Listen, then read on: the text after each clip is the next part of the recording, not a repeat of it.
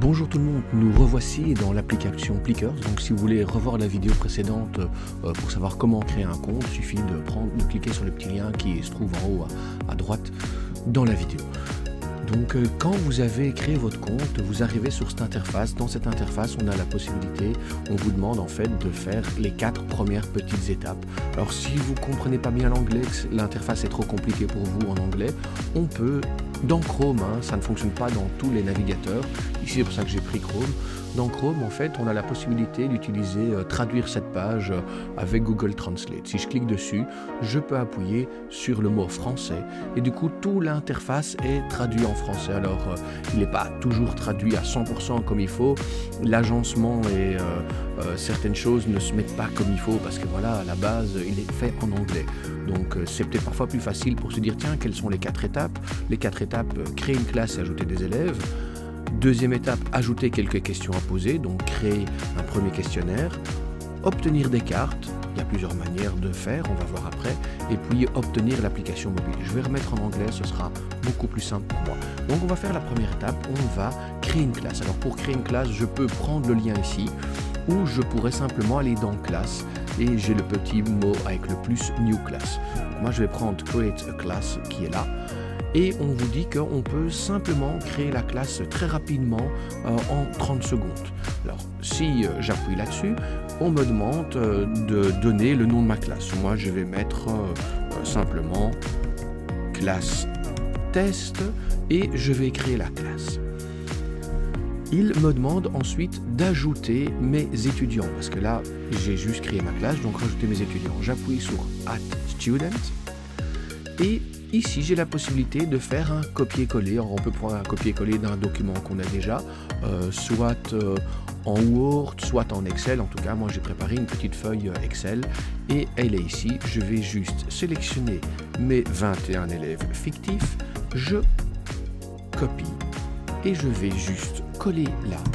Et mes 21 élèves, donc leur prénom arrive là. Je peux mettre un nom de famille. Moi, j'ai décidé de ne pas en mettre. Vous voyez, juste un petit clic, copier-coller et c'est réglé. Et j'appuie sur Next. Ils sont créés, on leur attribue par l'ordre d'encodage un numéro, le numéro qu'ils auront besoin pour leur carte Plickers. Parce que la carte Plickers, comme expliqué un peu plus tard, leur permettra de répondre soit en vrai ou faux, soit dans un QCM avec 4 réponses possibles. Quand on a terminé, on fait Done. Pour dire que notre classe est faite, regardez, hop, c'est magnifique, on vient déjà de faire 25% de la première étape pour compléter son compte, on a créé une classe et on a ajouté des étudiants, elle est bien ici. Si on veut, on peut imprimer un petit poster pour se dire, tiens, chaque élève ici a son numéro de carte et c'est nettement plus facile. Deuxième petite étape, créer son premier questionnaire. Donc soit on le fait à cet endroit-ci, create your first set, ou dans your library, et ici on peut éventuellement créer un nouveau set, c'est la même chose. D'accord, je vais le faire dans notre petit plan de départ, dans Great Start. Vous voyez, il y a une petite fusée qui s'envole. Je clique dessus. Il m'ouvre une nouvelle fenêtre, de nouveau me propose de le traduire en anglais, je ne vais pas le faire. Alors on me propose d'écrire ma question. Je peux simplement écrire, on va faire simple, on va faire vraiment une question très basique. Quelle est la capitale de la Belgique? Hop. Et on peut donner 4 réponses. Alors, je vais faire simple. On va mettre les réponses. Namur, Bruxelles, La Panne, Anvers. Non, La Panne, ça va être vraiment trop simple. On va mettre Liège. On voyait que par défaut, il me met la première réponse comme étant la bonne. Évidemment, je peux changer à loisir avec la bonne réponse. On doute bien que c'est Bruxelles la bonne réponse. Alors, je vais aller chercher une image sur Pixabay. Avec Pixabay, les images sont libres de droit et je vais prendre Belgique. Et je vais prendre une photo de la capitale en essayant de trouver un monument qui s'adapte totalement. Qu'est-ce qu'on pourrait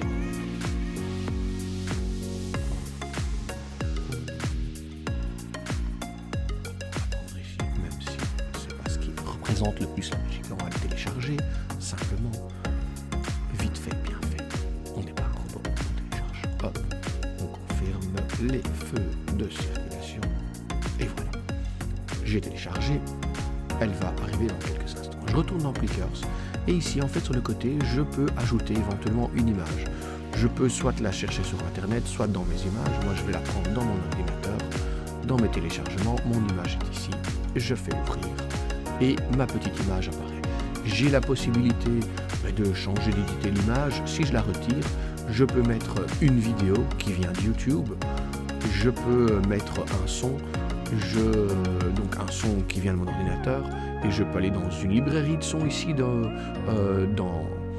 l'ordinateur, dans la plateforme même, pardon, et je peux prendre aussi un GIF. Alors, je vais voir ici dans l'image parce qu'en fait, on pourrait très bien rechercher et voir ce qu'il va me proposer, mais les images seront peut-être pas libres de droit en fait. Ah bah oui, on me propose aussi des images ici, mais on va carrément prendre notre petite grande place. Donc voilà, alors ça il faut vérifier évidemment si les images sont libres de droit.